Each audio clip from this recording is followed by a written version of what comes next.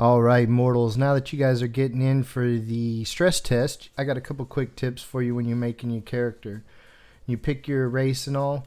When you come over here, you're going to pick your relatives. When you start to pick your relatives, just pay attention to how your stats over here change according to what you have an idea of what you want to be. Okay? And then when you get to this screen, don't go allocating your points yet. Choose your height first. Okay? And your age. The reason why you want to do that is that's going to change stats for you. Once you picked your size and your age, go on and pick your weight. Whatever you want your weight to be for whatever reason, because it's going to change your stats too.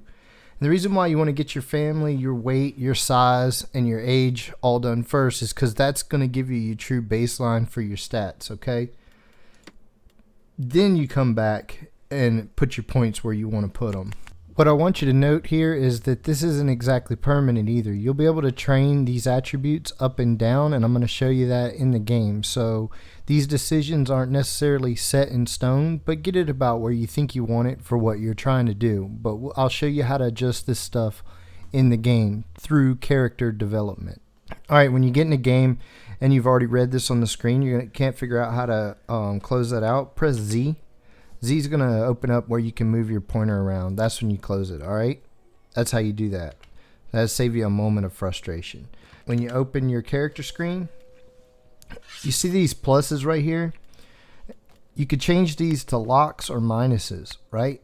And that's what I meant about not worrying too much about trying to spread your stats out too much. Get what was most important to you is because you'll be able to train these up or down or lock them.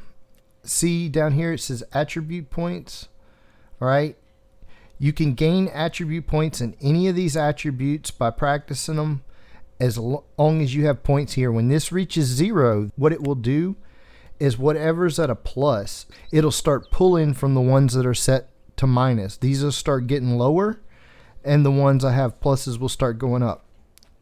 Does that make sense? You have a pool. When it reaches empty, you can pull from ones you don't need to continue growing ones you do need.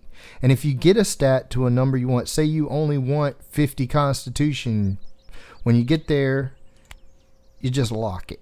I hope that helps you, because that's kind of an important thing that people don't quite get right away. I didn't get it right away, and it's helpful information that, you know, it's good to know right off the bat. The other thing you need to do when you log in is go to your Glade Gifts.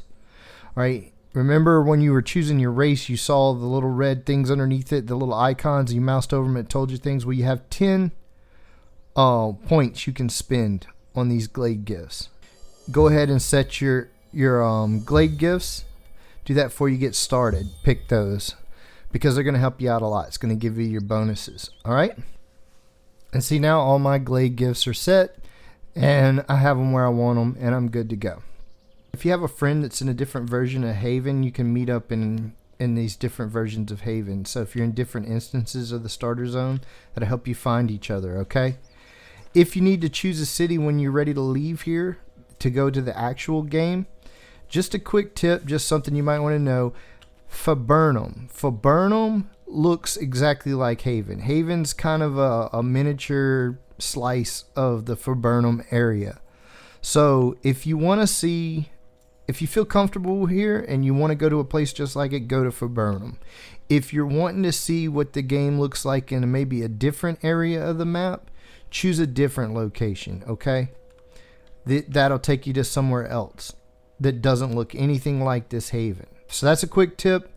2, if you're trying to explore and just see more of the variety of the game. All right, I hope this really helped you guys.